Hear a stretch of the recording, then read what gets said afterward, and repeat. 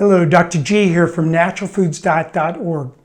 I saw a report that the American Cancer Society had recommended that annual screening of women for breast cancer with mammograms be started at the age of 45 instead of 40, which was the prior recommendation.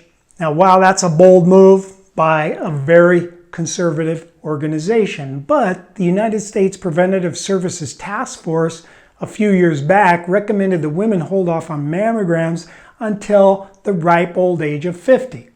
Now, I personally have always thought that using mammograms, which expose the breast to ionizing radiation, which is a known cancer-causing agent, is incredibly stupid.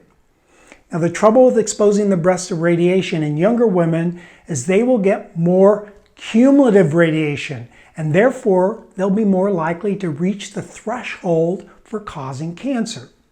Now, in addition to that, younger women tend to have denser breast tissue, and therefore they will have more false positive results. Now, a false positive results in worry, and it leads to invasive procedures.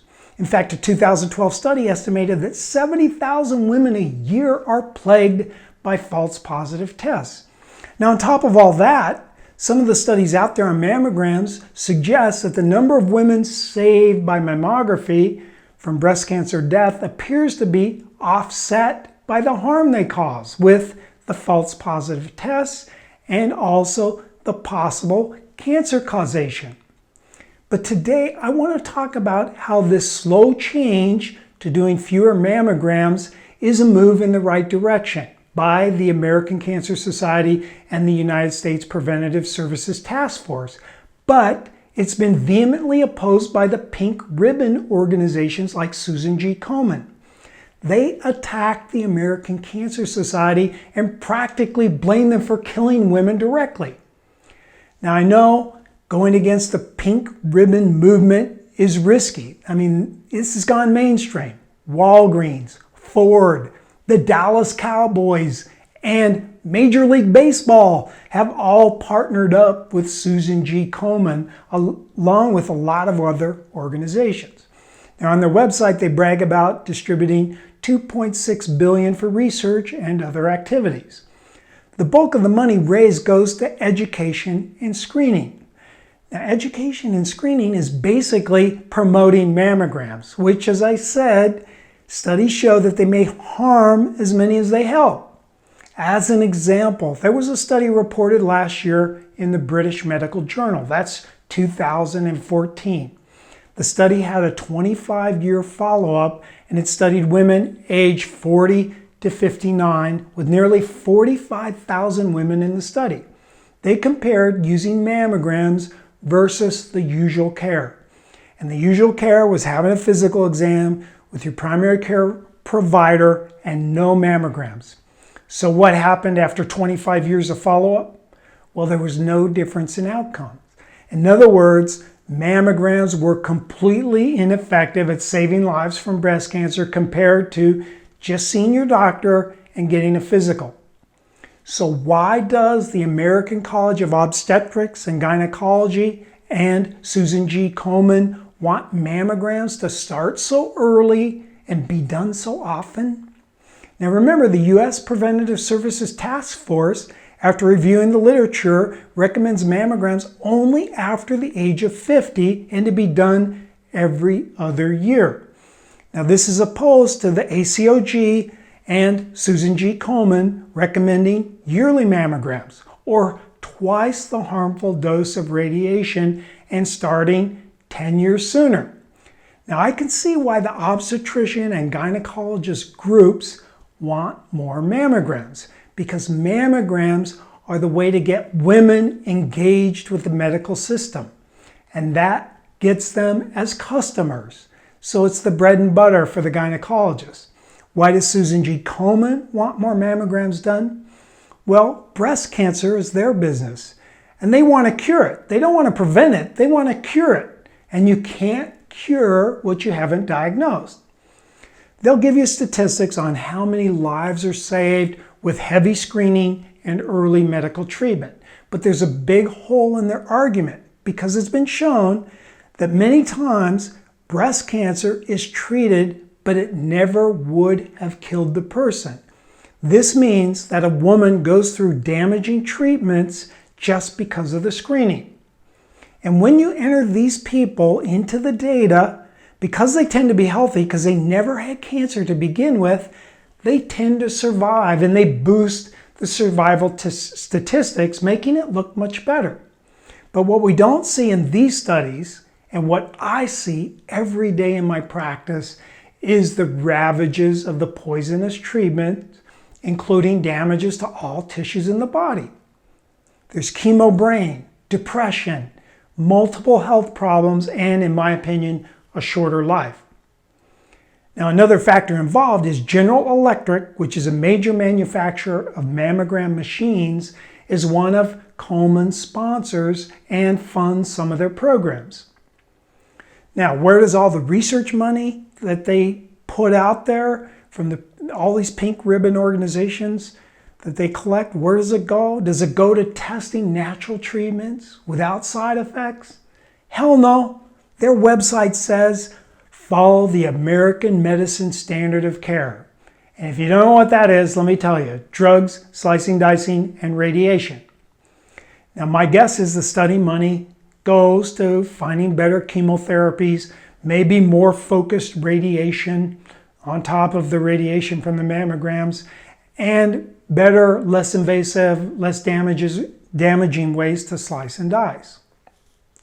So I went to the Susan G. Komen webpage to see if they're on board for one of the most powerful environmental factors that could be causing our huge increase in breast cancer risk.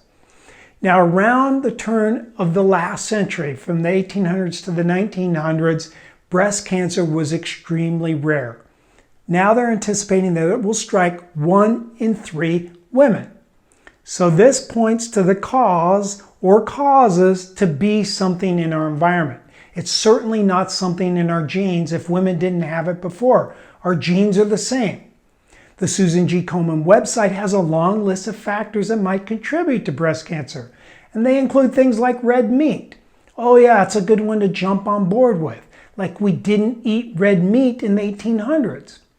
But what they don't include is exposure to artificial light. I repeat that. It's not listed at all.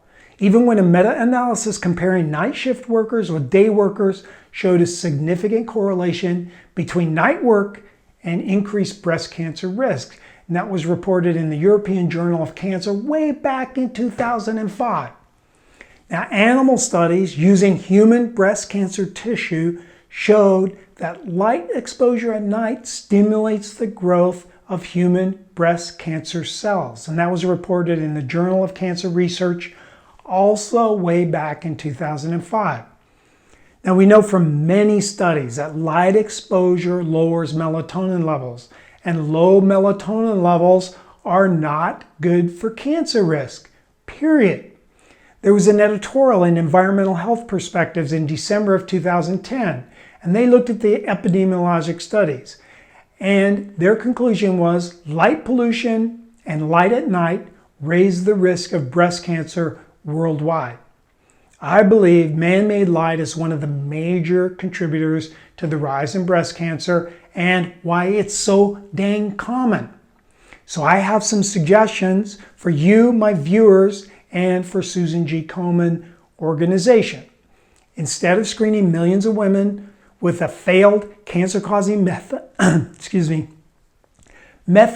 fund studies of thermography, which is a sensitive way to screen for breast cancer with no damage to the breasts. Now, in my experience, these work far better than mammograms. Yes, it might cause one of your sponsors to have to manufacture a different machine or buy out a different company. Probably painful change, but so be it. Sometimes pain is good. Now, the other recommendation is I recommend you look at the causes of breast cancer and get off this screening, poisoning paradigm that mainstream American cancer treatments hold. Many other countries have policies that allow for alternative cancer treatments. Take Germany, for example. And these countries have far better success in treating cancer than we do here in the United States. Now, another area that I believe would be very helpful is to provide for and study blue light frequency blocking screens for devices that women use. Now, there was a report I saw a couple of weeks ago of a survey done by Common Sense Media, and it found that the average American teenager is staring at some type of blue light emitting device for 9 hours a day. For black teenagers, it was an astounding 11 hours a day. Believe it or not, we are, by design, which we've done for millions of years, supposed to be exposed to the full spectrum light of the sun for probably 9 hours a day. Yes, this needs to be studied. But I'm calling on Susan G. Komen to stop the funding of the study of the newest 3D mammogram or treatments that are inherently unhealthy and lead to other cancers and a shorter life. In the meantime, instead of paying for mammograms, pay for the blue blocking screens for young girls' cell phones, tablets, and TVs, and then study it. That would be money you collect, put to good use, and prevent cancer instead of cure it and damage people. Now, until you make these changes, I'm not going to say yes when I'm at Walgreens to go ahead and take an extra buck out for the pink ribbon.